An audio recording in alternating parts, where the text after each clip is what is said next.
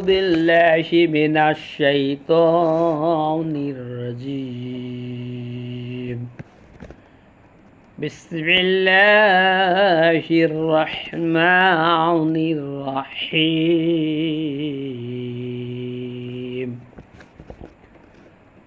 أرأيت الذي يكذب بالدين فذلك الذي يدعو اليتيم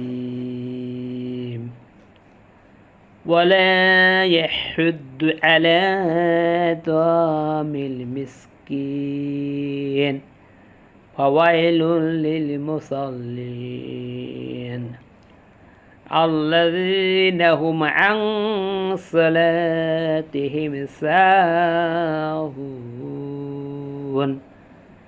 الذين هم يراءون ويمنعون الماعون. صدق الله العلي العظيم وصدق رسوله النبي الكريم.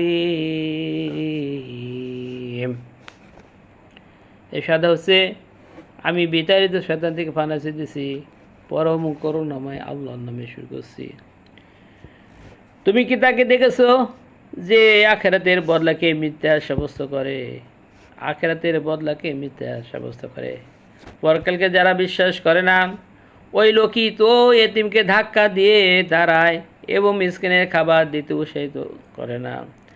অথবা ওই নামাজের জন্য ধ্বংস, যারা আমাদের নামাজের ব্যাপারে অবহেলা করে, যারা লোক দেখানো কাজ করে, এমনকি সাধারণ ব্যবহারের জিনিসও একজন অন্যজনকে দেয় না।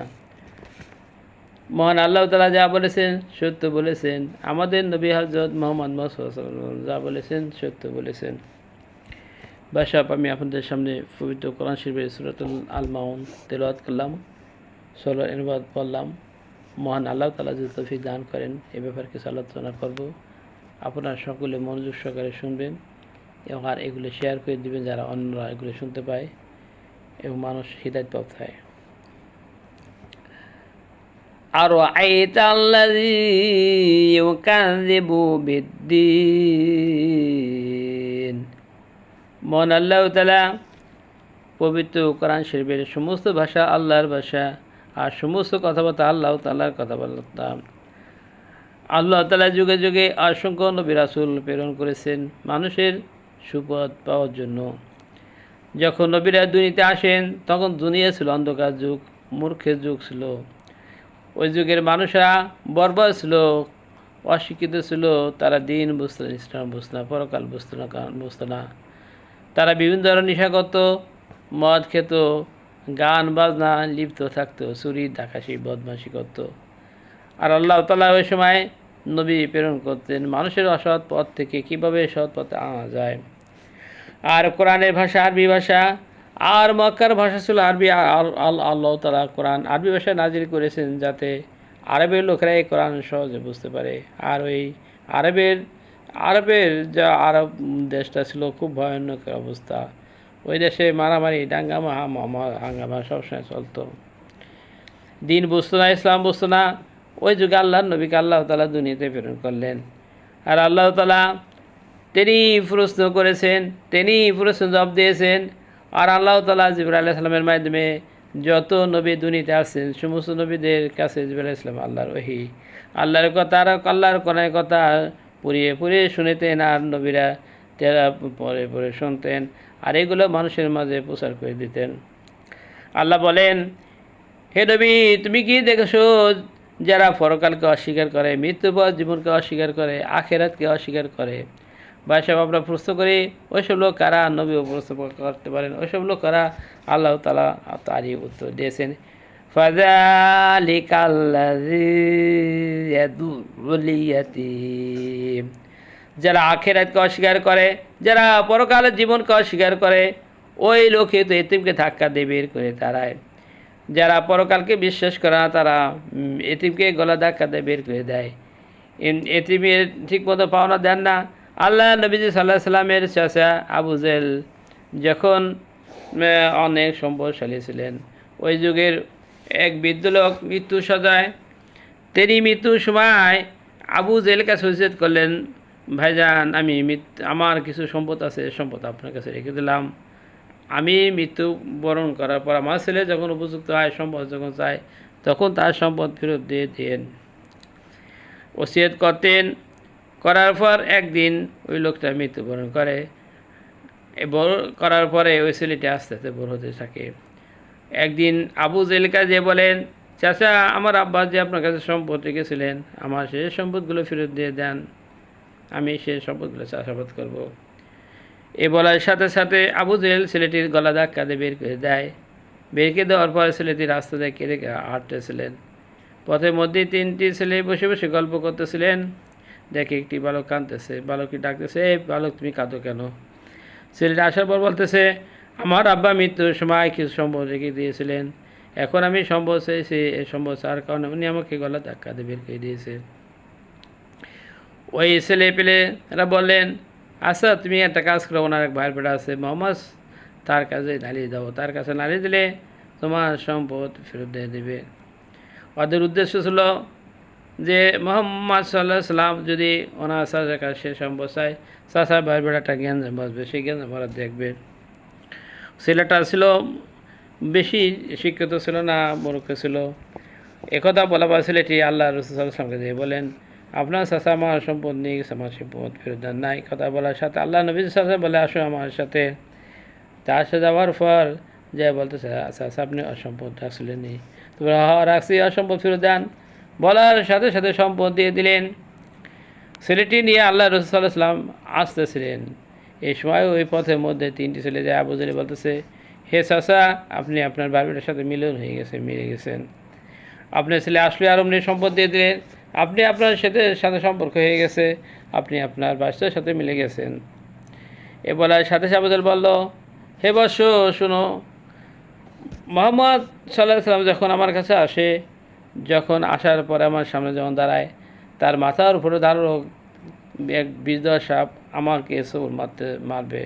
আমি যে সম্পদ অস্বীকার করি, ওই সাপটা আমাকে সবল মারলে আমি মৃত্যুবরণ করব। সম্পদ আছে আমার জীবনের অনেক মূল্য, এই জন্য আমি সম্পদ ফেরত দিয়েছি। কোনো কোনো হাদিসে আছে।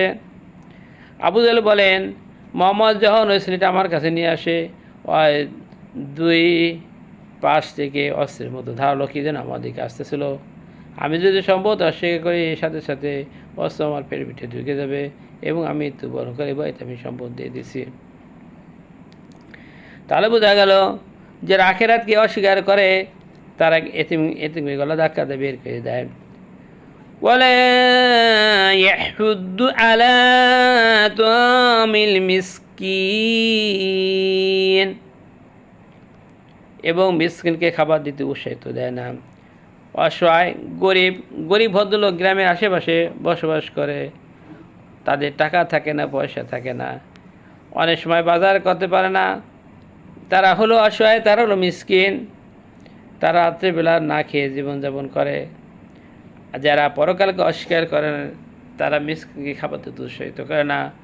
আমাদের উচিত আশেপাশে এতিম অসহায় অনেক লোকজন থাকে, অনেক গরিব ভদ্রলোক থাকে, মিসকিন থাকে, তাদের খোঁজ খবর নেওয়া। তারা যারা পরকালকে অস্বীকার করে, তারা কখনো এই মিসকিনের খোঁজ খবর নেয় না। আল্লাহ তাআলা বলছেন, এরা আখিরাতকে অস্বীকার করে, তারা পরকালকে অস্বীকার করে, তারা এই কাজগুলো করে থাকেন, যে মিসকিনকে খাবার দিতে, মিসকিনের খোঁজ খবর নেওয়ার জন্য কখনো ব্যাকুলতা প্রকাশ করে না। ফাওয়াইলুল লিল মুসাল্লিন, অতঃপর ওই নামাজের জন্য ধ্বংস। আল্লাযীনা হুম আন সালাতিহিম সাহুন, যারা তাদের নামাজে অবহেলা করে। অতঃপর এই নামাজের জন্য ধ্বংস, যারা তাদের নামাজের ব্যাপারে বেখবর, সময় মতো নামাজ পড়া না, ওক্ত মতো নামাজ পড়া না, ফজরের রক্তে জন হয়ে যায় তখন পরিবারি করতে আর পড়া হয় না, ফজর রক্ত পরে জোহরে, জোহর রক্ত পরে আসরে, এভাবে সময় শেষ করে এক ওয়াক্ত নামাজ অন্য ওয়াক্তে পড়ে। আল্লাহ বলছেন, ওই নামাজের ধ্বংস, যারা সময় মতো টাইম মতো নামাজ পড়ে না, ওক্ত মতো নামাজ পড়ে না, তারা হলো ধ্বংস। নির্বাচনের সময় এক মেম্বার আসরের নামাজের সময় এক মসজিদে নামাজ পড়েছে, দ্বিতীয়বার এক মসজিদ নামাজ পড়েছে, তৃতীয়বার এক মসজিদ নামাজ পড়ে বলতেছে আমি 3 জায়গায় নামাজ পড়েছি, আমার নামাজ হয়েছে কিনা। আসলে ওই নামাজের ধ্বংস যারা লোক দেখো নামাজ পড়ে, অথচ আল্লাহর ভয়তে নামাজ পড়া নির্বাচনে দাঁড়িয়েছে, নির্বাচনে কীভাবে মেম্বার হওয়া যায়, কীভাবে বিজয় হওয়া যায়, সেজন্য সে নামাজ পড়েছে। হাদিস শরীফে আছে একটা মেয়ে মৃত্যুবরণ করার পর দেখে কবর থেকে দাউ দাউ করে আগুন আসতেছে আর মেয়েটি চিৎকার করতেছে। তখন তার মা ওই সম্ভব তার কানে আসার পরে এক আলেম জিজ্ঞাসা করে আপনার মেয়ের এরকম হাজাব হইতেছে কারণ কি। তখন মা বললেন আমার মেয়ে টাইম মতো সময় মতো নামাজ পড়তো না, এক ওক্তে নামাজ আর ওক্তে যাই বলতো, এই জন্য তার হাজাব হইতেছে। এই জন্যে ভাই টাইম মতো সময় মতো নামাজ পড়া উচিত। টাইম মতো সময় মতো নামাজ পড়লে আল্লাহ তাআলা খুশি হন এবং নামাজ কবুল হয়ে যায়।